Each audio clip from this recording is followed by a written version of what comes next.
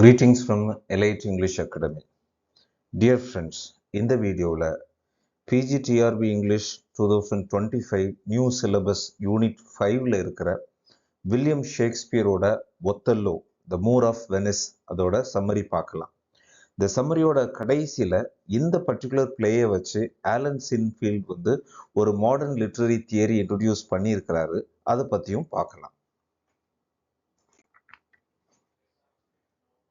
William Shakespeare 1564 1616 வரைக்கும் இருந்திருக்கிறாரு. Elizabeth என்ற ட்ராமாட்டிஸ்ட். மொத்தம் 37 பிளேஸ் எழுதியிருக்கிறாரு. 154 சானட்ஸ் எழுதியிருக்கிறாரு. அவருடைய ரொம்ப important ட்ராஜடிஸ்ல Hamlet, ஒத்தல்லோ, king Lear, Macbeth அப்படின்னு சொல்லலாம். அதுல ஒத்தல்லோ பத்தி இப்ப பார்க்கலாம். ஸோ ஒத்தல்லோ எப்போ எழுதுனாங்க அப்படிங்கிறது ஒரு ரஃபா தான் கொடுக்குறாங்க. 1603 1606 எழுதியிருக்கலாம் அப்படிங்கிற ஒரு இது இருக்குது. ஆனால் ஃபர்ஸ்ட் எப்போ பப்ளிஷ் பண்ணாங்கன்னா அவருடைய ஃபர்ஸ்ட் ஃபோலியோ அவருடைய இறப்புக்கு அப்புறம் 1622 அந்த ஃபர்ஸ்ட் ஃபோலியோ பப்ளிஷ் ஆகும்போது அதில் ஒத்தல்லோ இருந்தது. இதோட செட்டிங்னு பார்த்தோம் அப்படின்னா Venice and Cyprus. So themes jealousy, racism, deception and the destructive nature of reputation and honor சொல்லலாம். இதில் நம்ம ஜெலசி அப்படின்னு பார்க்கும்போது அது மோட்டிவ்லெஸ் வில்லன் அப்படின்ட்டு இயாகோவோ சொல்லுவோம். எந்த ரீசனுமே இல்லாமல் ஏதோ பண்ணுறான் அப்படிங்கிற மாதிரி. பட் அதில் ஒரு மோட்டிவ் இருக்கு அப்படின்னு தான் நம்ம பார்க்கணும். இப்போ இதோட டீட்டெயில் சம்மரி அண்ட் அனாலிசிஸ் பார்க்கலாம்.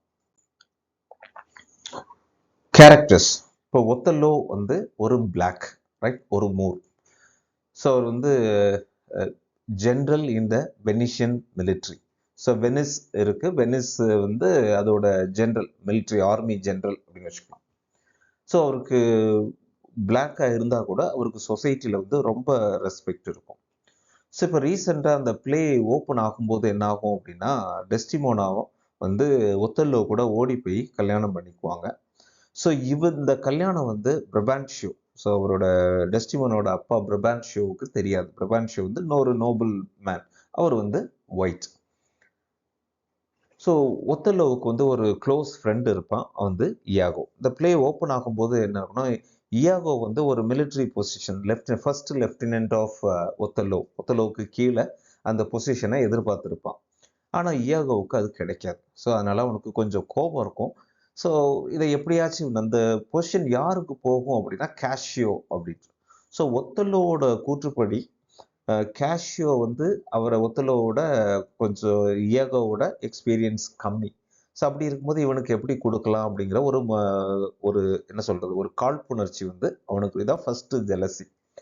ஸோ இதில் இன்னொரு விஷயம் என்ன நோட் பண்ணணும் அப்படின்னா இந்த கேஷியோ டெஸ்டிமோனாவுக்கு முன்னாள் லவர். அந்த விஷயம் இருக்கும். அதை வச்சு தான் அவன் அந்த கார்டை ப்ளே பண்ணுவான். அடுத்து வி ஹாவ் ரொட்ரிகோ. ரொட்ரிகோ இன்னொரு ஜென்ரல் அப்படின்னு வச்சுக்கலாம். ஸோ ரொட்ரிகோவுக்கும் டெஸ்டிமோனா மேலே ஒரு ஆசை இருக்கும், லவ் இருக்கும். இதுதான் அந்த பிளே ஓப்பன் ஆகும்போது நமக்கு தெரியுது. அப்போ பிளே ஓப்பன் ஆகும்போது என்ன பண்ணுவான் அப்படின்னா இயாகோ இந்த ஆக்சுவலி ஒத்தல்லோ டெஸ்டிமோனா கல்யாணம் யாருக்கும் தெரியாது.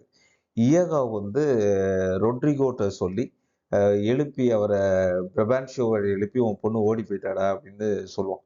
சொன்ன உடனே அவர் இல்லை அப்படின்னு சொல்லிட்டு வீட்டில் போய் தேடி பார்த்துட்டு இருந்தா ஆமாம் உண்மையிலேயே ஓடி போயிருந்தான். ஸோ அவர் ஒரு அழகான ஸ்பீச் கொடுப்பாரு. Fathers don't believe your daughters அப்படின்ட்டு ஒரு அழகான ஒரு ஸ்பீச் கொடுப்பாரு. ஸோ அதுக்கப்புறம் இந்த கேஸ் அப்படியே அந்த மற்ற நோபல் மேன் அந்த செனட்டர்ஸ் கிட்ட எடுத்துகிட்டு போகும்போது அவங்களுக்கு வேற பிரச்சனை இருக்கும். ஏன் அப்படின்னா டர்க்கிஷ் ஷிப் ஒரு 30 ஷிப் இங்கே அட்டாக் பண்ண போகிறாங்கங்கிற தகவல் கிடைக்கும். அப்போ அவங்க ஒரு டிசிஷன் எடுக்கணும்.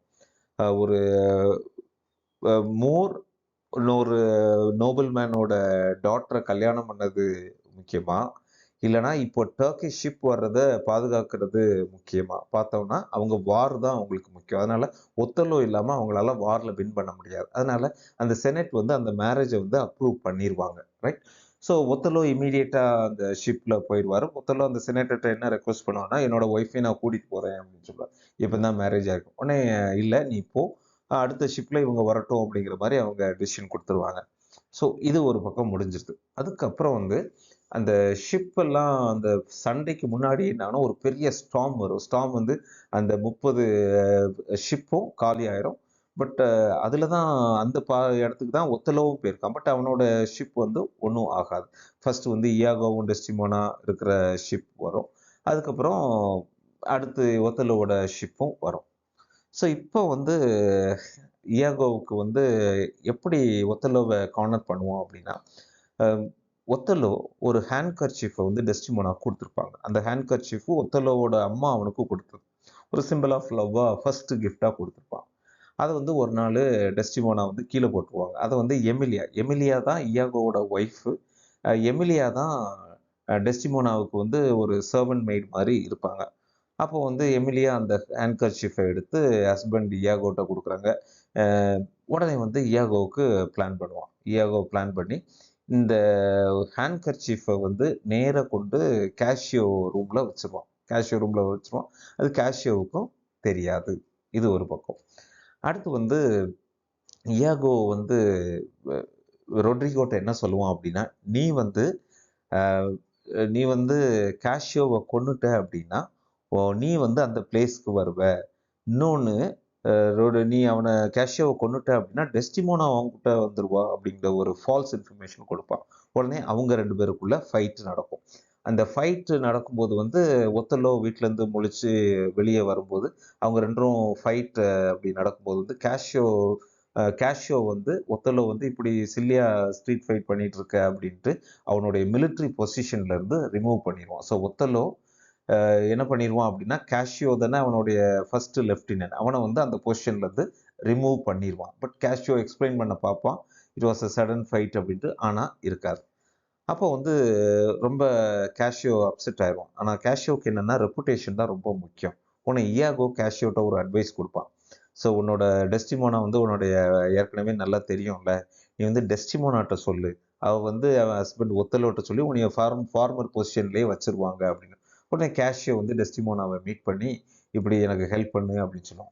உடனே டெஸ்டிமோனாவும் அந்த கேஸை ஒத்தலோட்ட எடுத்துகிட்டு போவாங்க. ஒத்தலோட்ட போயிட்டு அவன் கேஷியோ வந்து ரொம்ப நல்ல மனுஷன். உடனே ஆனால் ஒத்தலோ வந்து அதை இக்னோர் பண்ணிட்டு போவான் ஃபர்ஸ்ட். அதுக்கப்புறம் இயாகோ வந்து ஒத்தலோட்ட போய் உன்னுடைய ஒய்ஃப் டெஸ்டிமோனாவுக்கும் கேஷியோவுக்கும் ஒரு அஃபேர் இருக்கு அப்படின்னு. உடனே வந்து அவன் சொல்லுவான், எதுவும் ப்ரூஃப் இருக்கா அப்படின்னா. அதுக்கப்புறம் வந்து அந்த மற்ற சின்ன சின்ன டெவலப்மெண்ட்ஸ் இருக்கும். அந்த கர்ச்சீஃபை வந்து கொடுப்பான்.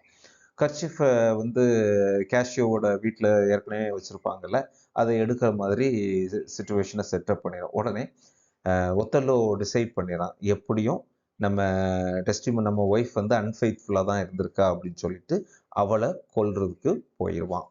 ஸோ இந்த டைமில் வந்து பிரபான்ஷியோ பிரபான்ஷியோவுக்கு ஏற்கனவே மருமகனை பிடிக்காது, ஒத்தலோவை பிடிக்காது. ரொட்ரிகோ கேஷியோ அவங்களுக்குள்ள ஏற்கனவே ஃபைட் இருக்கும். ஸோ இந்த சூழ்நிலையில் வந்து கடைசியாக வந்து